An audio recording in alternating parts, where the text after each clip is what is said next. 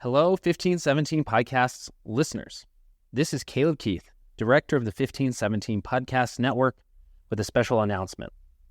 Throughout the entire month of June, the Podcast Network at 1517 is hosting a special fundraiser. During the time of this fundraiser, two generous donors are doubling the impact of your generosity by matching dollar for dollar gifts given up to $75,000. The Podcast Network has a goal, including this match, to raise $150,000 during the month of June. These funds will play a crucial role in expanding our network onto additional platforms like YouTube and strategically reaching new audiences with direct marketing and with the creation of new types of content. Your support isn't just figurative. It's a tangible investment in the people and tools necessary to maintain and expand the work of our podcasts. People like the hosts of your favorite shows and the editors and marketing and creative teams behind the scenes that support our podcast throughout the years. Please go to 1517.org/donate-podcast today to help us reach this $150,000 goal. Thank you for being an integral partner of the 1517 podcast community and for your unwavering dedication to sharing the pure gospel through our shows.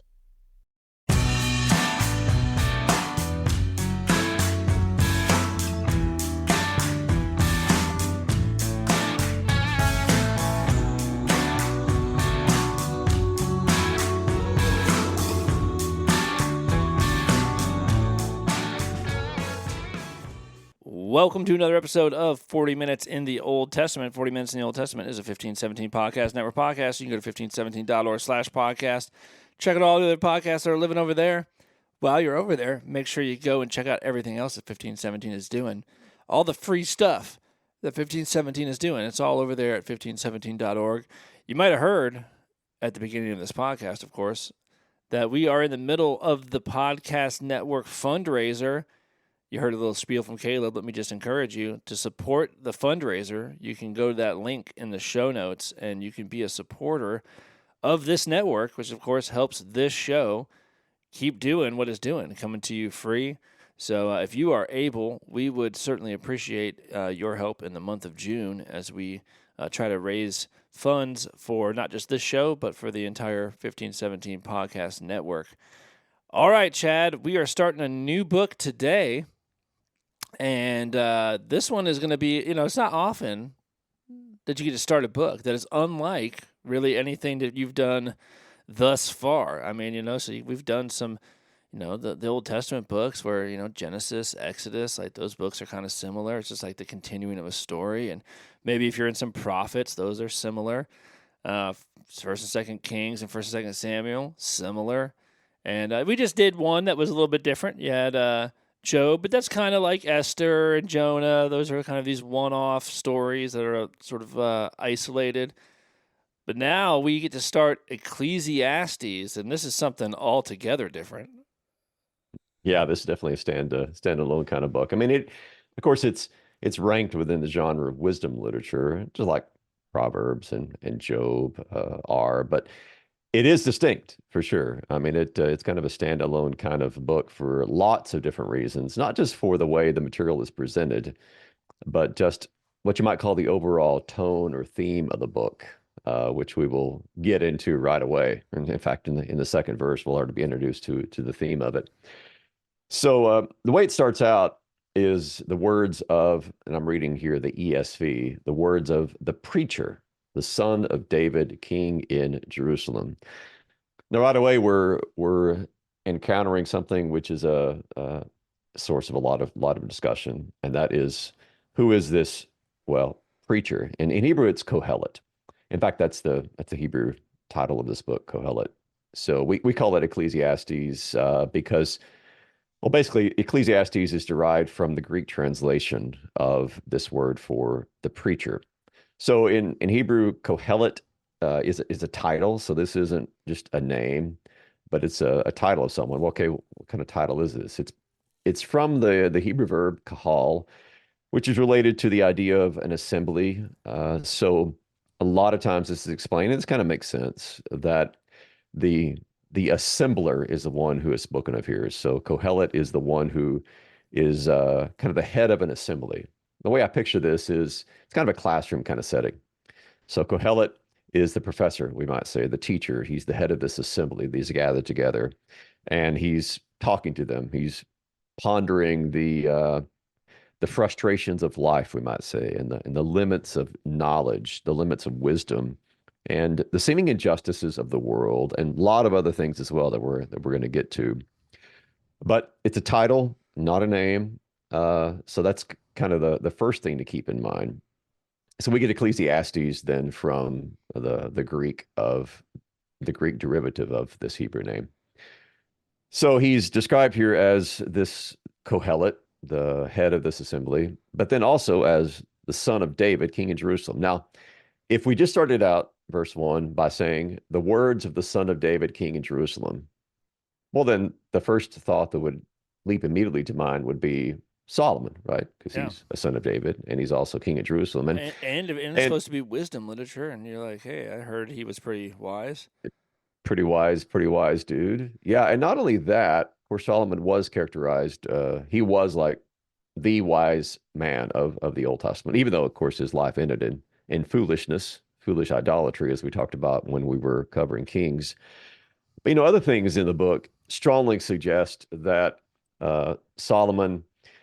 Well, I'll say that he is the author or the author of at least a large section of the book. And these are the sections which we'll get to really toward chapter 2, where he talks about basically all he's done with his money, the things that he's built. We know that Solomon was a great builder. We know that he gathered around himself a large number of concubines and singers and a lot of other things that are talked about in the course of the book. So the content of the book and this opening sentence is strongly suggestive that who we're talking about here is Solomon. In fact, that has been the long held traditional view of the authorship of the book. Although there are pretty strong and somewhat convincing arguments against Solomon, and one of these is that, and we of course we can't see this in translation, but when you read this in the Hebrew, it's a very it's a very different kind of Hebrew than what we encountered so far in all the books that we've covered. In fact, there's a lot about the Hebrew that suggests it is a later form of Hebrew. So not the kind of Hebrew that, for instance, we would encounter in all of the writings which are basically contemporary with Solomon's life. This actually sounds a lot more like some of the what's called Mishnaic Hebrew or Rabbinic Hebrew that I studied when I was back in my graduate studies at Hebrew Union College. It doesn't ring, it doesn't sound like the kind of Hebrew that would have predated that by centuries. So that's one argument against Solomonic authorship. And there's some phrases in here too which would kind of be kind of strange in the mouth of Solomon. For instance, he's going to say in verse 12, I, Kohelet, have been king over Israel in Jerusalem. And then he goes on to talk about how he in the next few verses that Solomon says, or the author says, that I have acquired great wisdom, surpassing all who were over Jerusalem before me.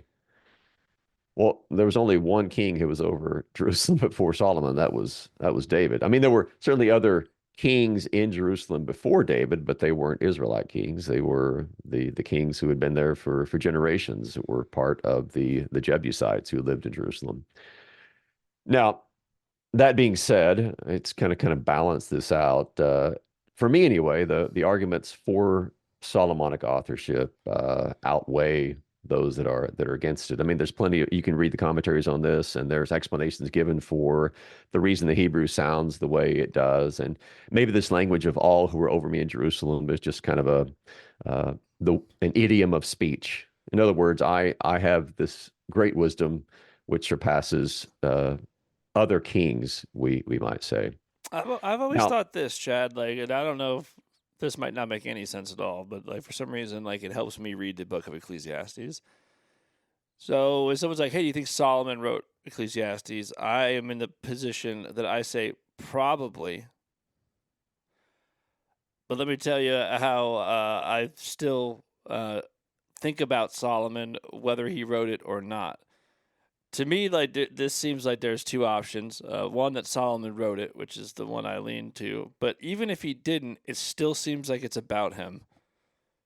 Definitely is about him. Yeah. Yeah, Even the people who reject Solomonic authorship will say something like, the author has embraced the persona of Solomon. yeah. Like I think it's like Yeah. clearly about him. Like so, it's one of those things where it's like either he wrote it himself or somebody else. It's almost like somebody else was reading his diaries or something, and uh, this is something they wrote about Solomon. And so either way, I feel like the right thing to do when you read Ecclesiastes is to read it with Solomon in mind. Yeah, definitely. I think even those who reject Solomonic authorship would agree with that. So here's where I come down. You got the book is structured basically like this. You got a preamble, which is verses 1 through 11 of chapter 1. And then you've got kind of a postscript. You got a conclusion, which is going to be at the end of chapter 12.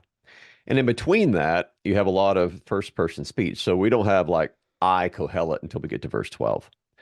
So the way that I read this is that you have a wisdom teacher who introduced the sayings of Kohelet, the kind of the reflections of Kohelet, Solomon.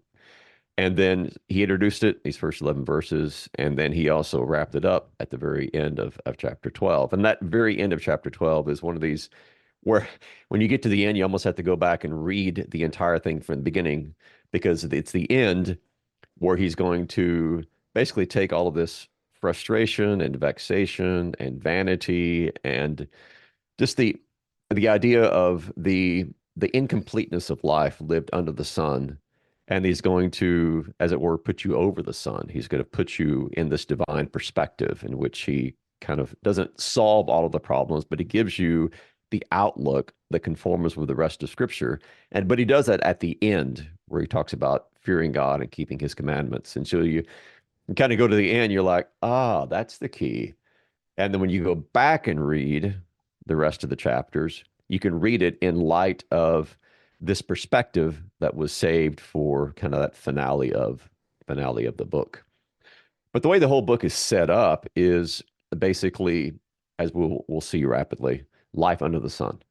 Yeah. So that's a perspective that you have to adopt when you're reading this.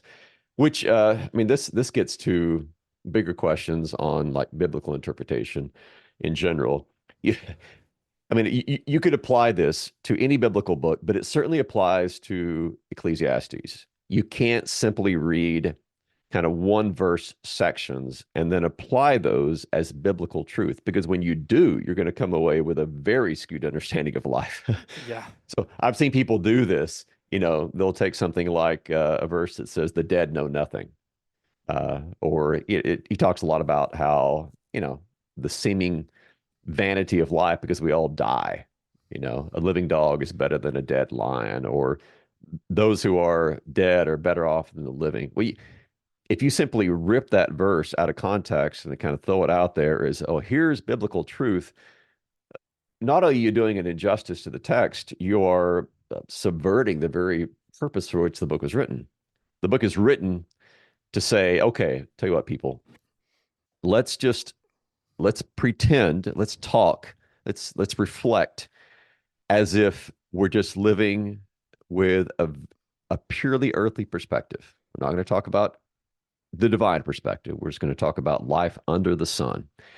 And we're going to talk about what people can and can't do. We're going to talk about wise men and talk about fools. We're talking about accomplishments. We're talking about pleasure. We're talking about all these various things which characterize life. And let's ask the question, if there is no perspective from over the sun, if we only have a perspective under the sun, then come on, what's the point of it all? I mean, no matter what you do, you're all going to die.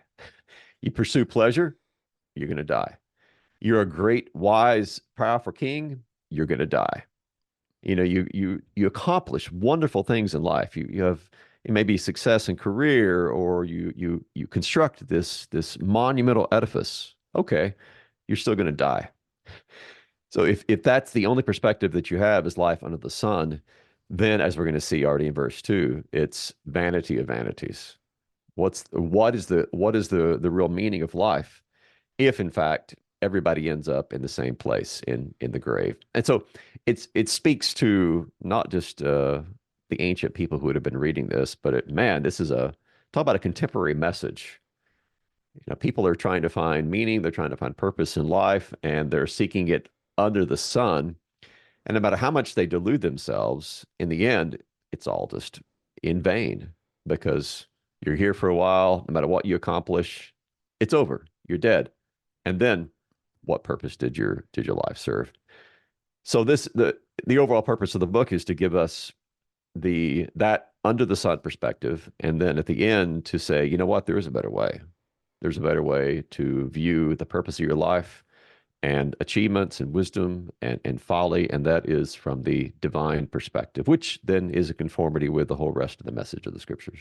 Yeah, I mean, I think the most I see this all the time. I think the most common sort of title for a sermon series or a Bible study series, um, when they're dealing with Ecclesiastes, I see this one all the time. It's always "Life Without God." Like, Yeah. this is always the title, which is a pretty appropriate one. Like, the reason a lot of people use it is because it's that sort of is the thing.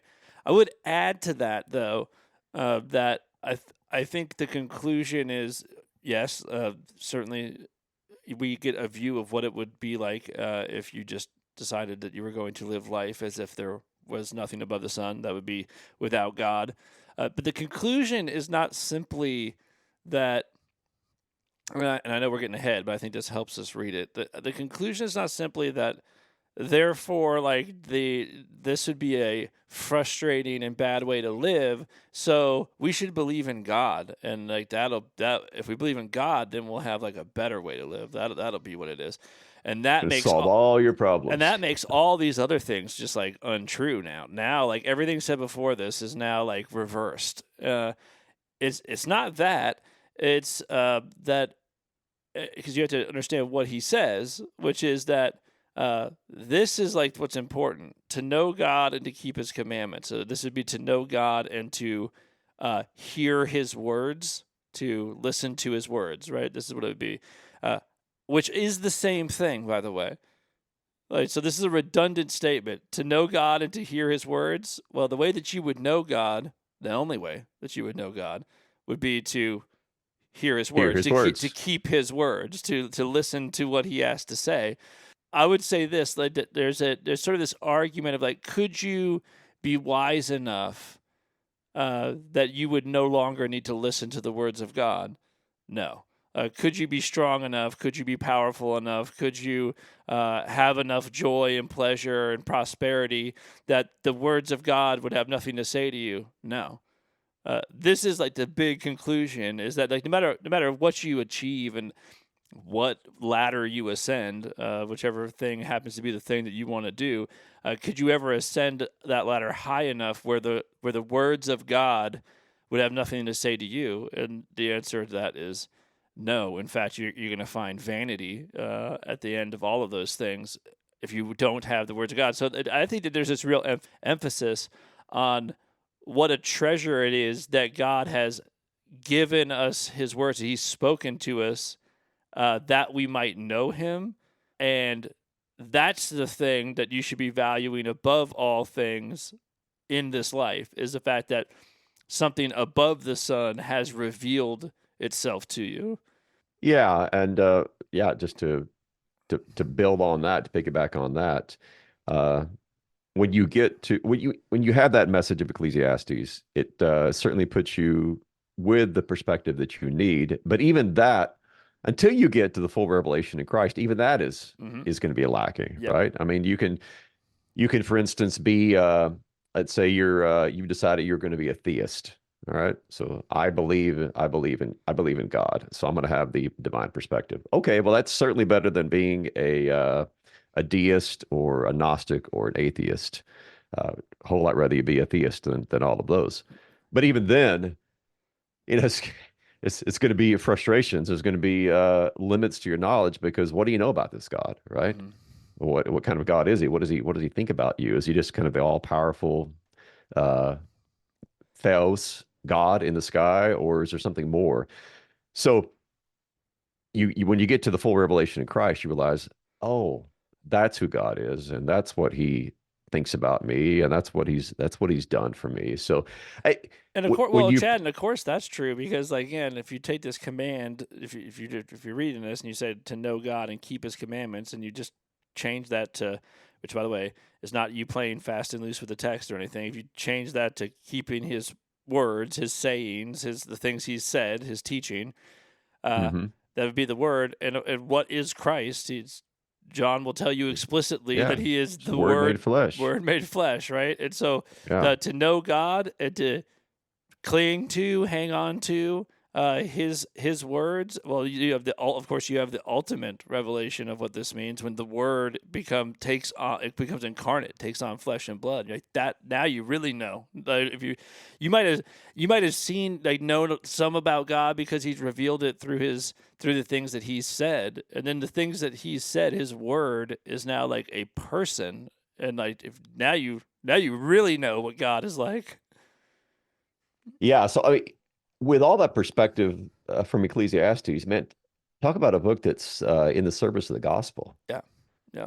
I mean, this sets us up for the gospel in a pretty amazing way, and in a way that I mean, so much of this sounds contemporary. Well, because it is. I mean, it's a universal truth throughout history. It doesn't matter whether you're living in the 10th century BC in Jerusalem or whether you're living in our day and age. I mean, this is the lot of humanity. These are our questions, these are our frustrations, and these are the unknowns in life, all of which then lead us to the full revelation of who God is in Christ. So it's a good book for preaching the gospel. It's a good book, at least for getting us there to a right understanding of what the gospel truly speaks to us in life under the sun. Yeah. Even though it's fairly depressing, a lot of Yeah, it. it is. It is. Yeah, yeah. If you just read the book without that that finale that gives us the proper perspective, then yeah, it's very frustrating. I mean, it's very depressing, and rightly so. I mean, it's designed to be that Yeah. way because it is designed to say, okay, you want to live life just with the under the sun perspective, life without God. Well, yeah, welcome to a sad and a cynical kind of life. Well, it's one of those things. That It's the thing that does this. Like, you can do it, and you might think you're doing it well, but there's going to be this looming truth above you, like over your head the whole time. There's this thing chasing you, which will eventually catches everyone. Called "You're gonna die." yeah, yeah. Oh, so that's the first verse. We've 21 minutes in. We've done good. We'll pick it up. We've set the We'll pick up the table. speed here. We set the table. Yeah. So the words of Kohelet, the son of David, king in Jerusalem, and then, bam, right away, verse 2. He's going to hit us. He's going to hit us with the theme word that's going to dominate the whole rest of the book, and that is usually translated vanity. Let me just read. I'll read the next couple of verses 2 and 3. Vanity of vanities, says the preacher. Vanity of vanities, all is vanity. What does man gain by all the toil at which he toils under the sun? So just stop there for a minute. So the word that's translated here as vanity is hevel, which you would write in English as Hebel. The B is often pronounced as a V, so Hevel is kind of the way that it sounds, hevel. Now, we talked about this before. One of the ways that the Hebrew expresses a superlative is by repetition of the noun. So you see this in Song of Songs, or Holy of Holies, or King of Kings, or Servant of Servants. There's these kind of superlatives all over the Old Testament. So when we hear vanity of vanities, this is talking about that which is the most vain thing. Now, is vanity the best translation of this?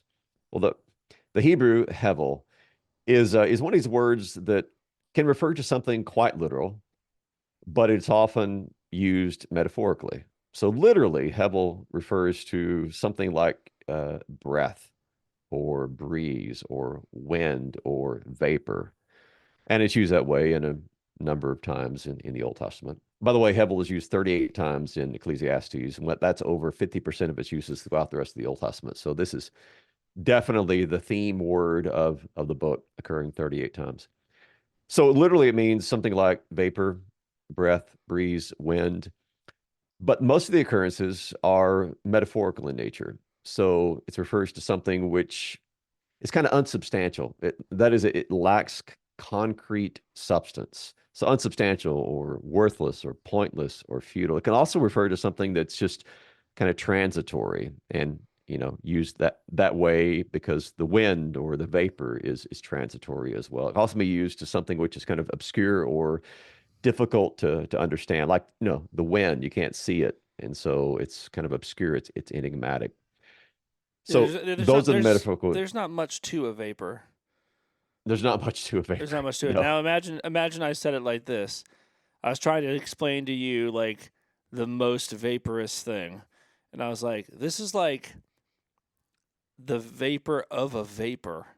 Okay? Like Yeah. it's not just like the or breath, which you can't see. It's like the breathing of your breath. Like how finite and crazy is that, right? Like it's nothing, right? So Yeah. so if you were to say, yeah, so vanity of vanities, vapor of vapor, it's like the vapor coming off of a vapor, man. Like it's there's nothing there. Yeah. Yeah. So it's ephemeral. It's fleeting. It's passing. But it's also. I mean, it's got a very not just kind of transitory nature, but it's the words that are used around Hevel throughout Ecclesiastes are much more negative than that. So one of the phrases that we're going to see occur in this chapter and then several other places throughout the book is chasing after the wind, which is I think one of the most humorous. I mean, it's a negative image, but it's humorous as well. Chasing after the wind. Trying to catch it. Yeah, you see this guy who's running around, running down the road. You ask him, run beside him. What are you chasing? What are you after? I'm chasing the wind. I mean, it's humorous in a twofold way because, okay, you're chasing the wind. Well, obviously you're never going to catch it. But let's say theoretically that you did. You caught the wind. Okay, what do you have? You still have nothing. Yeah. So you chase it, you have nothing. You catch it, you have nothing. I picture this guy running around with a net, trying to like catch the wind. trying to catch. And you're like that's like I think that's the absurdity that the author's trying to paint here. Is like I just imagine this guy with a big old butterfly net, seeing if he can capture the wind. And yeah, it doesn't work like that, dude. Yeah. You said the word absurdity, and in fact that's one translation that's put out for this word. It's absurd. So absurdity of absurdities. I mean, there really is. We don't have an English word that's going to capture the Hebrew word hevel. Just too many connotations of the word. Because when we hear vain, for instance, if I talk about someone is vain, typically today we think about someone being thinking that they're more impressive than they actually are, or they're just concerned about appearances, full of themselves. Full of themselves. Yeah, and that's not really. I mean, that might be one of the connotations of Hevel. That's really not the main concern of this. This is talking about the emptiness of life in a very negative sort of way. But most of the time, English translations render this as vanities, so that's kind of what we'll stick with, I suppose. But just realize the Hebrew Hevel has a much broader meaning than that. And you kind of have to, anytime you hear when you're reading vanity in your English translations, just understand that there's a lot of words around that which are negative in nature, which kind of give it the coloring that it connotes. So 5 times in verse 2, he uses vanity. Vanity of vanities, says the preacher. Vanity of vanities. And then all is, just in case you didn't get the point, all is vanity. Now, and then he goes on to explain like why he thinks this, right? Yeah, then he kind of builds on that. He's just introducing it here, so we catch the main motif that he's going to hammer home time and time and time again. So he's gonna go about this argument a lot of different ways. He's just kind of giving us, okay, this is what I'm gonna be talking about. Now I'm going to provide you with many different kinds of examples from many different aspects of life to describe why I'm saying that everything under the sun is in fact hevel, is vain. So he starts out with verse 3, which I've already read. What does man gain by all the toil at which he toils under the sun? So what's he going to get out of this? Because let me tell you what happens. Verse 4, a generation goes and a generation comes, but the earth remains forever. The sun rises and the sun goes down and hastens. Literally, that's pants to the place where it rises. So the sun is kind of like a guy running around the track. He runs around once, twice, three or four times, however long. He's breathing heavy. He's panting. That's kind of the sun. It's going in circles, around and around and around it goes. And then not just the sun, but the wind, verse 6. The wind blows to the south and goes around to the north. Around and around goes the wind. And on its circuits, the wind returns. So we got the sun, we got the wind. What about water? Verse 7. All streams run to the sea, but the sea is not full. To the place where the streams flow, there they flow again. All things, he says in verse 8, all things are full of weariness. A man cannot utter it. The eye is not satisfied with seeing, nor the ear with hearing. What has been is what will be, and what has been done is what will be done. And there is nothing new under the sun. I'll just keep reading until I get to the end of verse 11. Is there a thing of which it is said, see, this is new? It's already been in the ages before us. There's no remembrance of former things, nor will there be any remembrance of later things yet to be among those who come after. So this is the first way in which he's describing vanity of vanity. He's just using examples from creation. I mean, verse 4, when he says generation goes and generation comes, but the earth remains forever, it's kind of a slap in the face to humanity. You know, if we're supposed to be the crown of God's creation, well, it looks like it's not working out that way, because here's a generation that rises up and then it's gone, but the earth remains forever. I mean, it seems like the earth must be the pinnacle of God's creation, because it's the only thing that really sticks around. One generation's here and then they're gone. Another generation rises up, they disappear. And the only thing that seems to stick around forever is the earth itself. It continues from generation to generation. He's making this argument that is a true thing. I've heard people say this many times. Like, this statement is usually used as a way to sort of keep you humble and not think too much of yourself. But it's essentially what he's saying here, which is he's not doing it for that reason. He's just doing it to tell you this is a depressing thought. And that is that everybody is two generations from having an earth full of people with no memory of them. Yeah. This is how it goes. So, like, I'll die, Chad will die. Our kids and our friends or whatever, people that are still, they'll remember us. And then maybe our grandkids, their kids, they'll remember us. Like, maybe we were old when they were young. And that's it.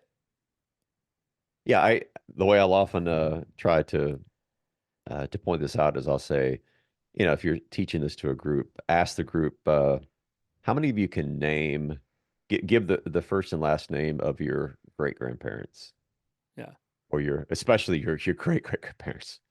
Oh, it's very few. Even great grandparents. It's like, maybe they'll come up with a name. Maybe there's, I don't know, 10, 20% of the people who have a name. Most don't. They don't know. You know. Yeah. And even so if they have a generation name, comes. they can't tell you. They didn't know you. They don't. There's Yeah. not some fondness that comes to mind when that name comes to mind. They might just know the name. Maybe they were named after you or something, but they don't have any memory of you. And this seems to be the argument. It's like that. I mean, best case scenario. You know, maybe somebody knows what your name was, but no one's gonna. You're two generations away from nobody having any memory of you. So, like, what are we even doing here? You're right. I mean, which is one of the which is why one of the ways people try and achieve immortality is by, you know, making a name for themselves, right? They don't want to be forgotten, you know, because that's the frustration in life. I'm trying to make a name for myself. I'm going to build my own Tower of Babel so people will remember me. Well, chances are they won't. I mean, that's the way that life goes. Now, this can be understood positively. It can be a humbling experience for us, but that's not, as you say, that's not the reason he's saying this. He's pointing out, you know, the absurdity of life and the fact that we're kind of, as one commentator put it, the human environment is like a monotonous prison, you know, Yeah. just you're trapped. There's Well, no getting out. well, this is what verse 11 is about. I mean, there is no remembrance of former things, right? Nor will there be any remembrance of things. So even the things that are yet to come, the ones that come after that won't remember those things, right? So even the thing that's brand new tomorrow, the baby born tomorrow, it is also just 2 generations away from nobody remembering it and no one caring about it.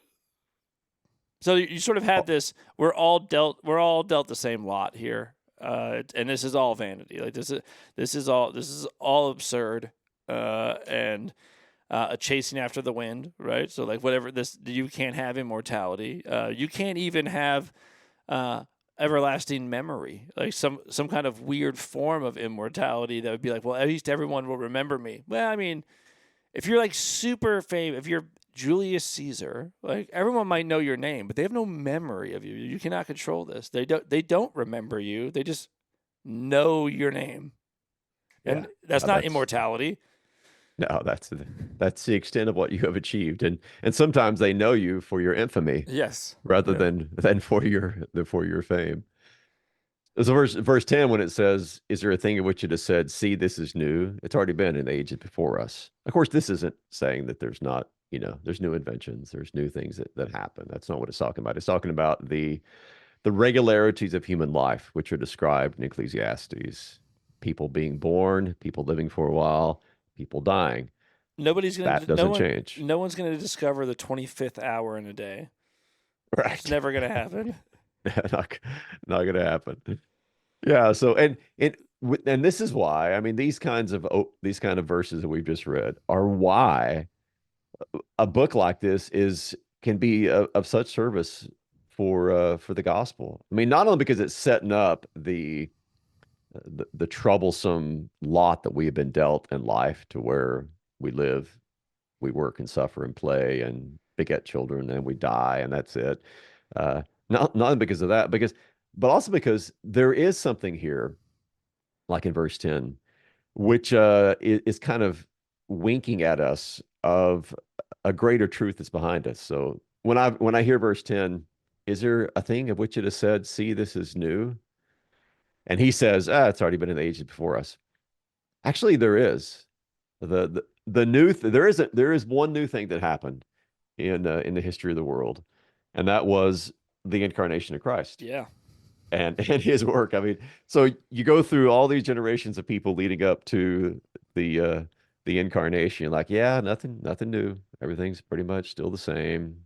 One generation comes, one generation goes, and then all of a sudden you have an angel appearing to a virgin and saying, "Hey, there's something new is about to happen under the sun." Yeah, this is the God. This is why it the prophetic word where God says contrast what he says here, like where he says like, look, no generation has ever seen anything new. Like whatever was, that's what's going to be.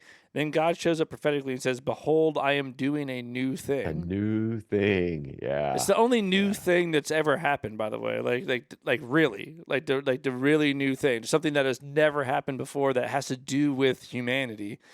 And this happens, of course, yeah, in the coming of Christ, and then undoes all this other stuff where it's like, hey, listen, man, no one's gonna remember you forever. That's not true now. Jesus undoes that. Nobody, you're all gonna die. That's not true now. Death is defeated. Like all of these things. So you have to read this as if this is in fact the case, like apart from Christ undoing death, being this new thing that has never been seen before. Yeah, all of this is sort of all absurdity in life. Is this sort of just this big, meaningless vexation? Yeah. So when when God decides he's going to do the new thing, he doesn't, just sort of do a new thing. Yeah, Okay. It's kind of a new thing. No, it like everything is different now. yeah, Yeah, I think it's in C.S. Lewis's book on miracles, when he talks about the incarnation, as the greatest event in human history. Because yeah, all of a sudden this gives newness to it all. yeah, I mean, like you said, well, there now Yeah, there's a new thing under the sun. God has become man. He's actually united to himself our human nature. And because of that, then we are in Christ, we're a new creation. Death has been defeated, sin has been forgiven. We have a new humanity. He's the head of a new humanity because we're no longer just the fallen children of Adam, but we're the redeemed and righteous children of our Heavenly Father through Christ. And not only that, but you have the promise of a new creation, new heavens and a new earth that's going to come as a result of this. So when when Solomon says, "See, is there anything new under the sun?" Yeah, there is, and this new thing changes everything. There's nothing unaffected by this. Changes your whole argument. I mean, because the ultimate argument, all this stuff can be said because it's and then you die. All this toil, all this pleasure seeking, all this wisdom, and then you die. But in Christ now, you get to say not exactly. No, I don't. No, I'm in Him who is the resurrection and the life. Yeah, so I'm gonna live forever. Actually, so actually, I won't be forgotten. No, I will always be remembered before the Lord. Yeah. So, well, I mean, we got it going. We got 11 verses in, which is pretty good for introducing a new book. And we'll pick up with the preacher in verse 12 when we come back next episode. All right, man. Sounds good. I'll see you then. See you then. Hello, 1517 podcast listeners. This is Chad Bird, co-host of 40 Minutes in the Old Testament, with an announcement from the 1517 Podcast Network. Throughout the entire month of June, the Podcast Network at 1517 is launching a special fundraiser, and I need your help. Every dollar you contribute will be matched by 2 generous donors, doubling the impact of your generosity. The Podcast Network needs to raise $150,000 in an effort to support the ongoing creation and expansion of our shows. The funds raised will play a crucial role in expanding our network onto additional platforms, such as YouTube, and strategically reaching new audiences with the gospel. Your support isn't just a figurative donation. It's a tangible investment in the people and tools necessary to maintain and expand the work of our podcast. Please help us to reach our $150,000 goal. Simply visit www.1517.org/donate-podcast today. Thank you for being an integral partner of the 1517 podcast community and for your unwavering dedication to sharing the pure gospel through our shows.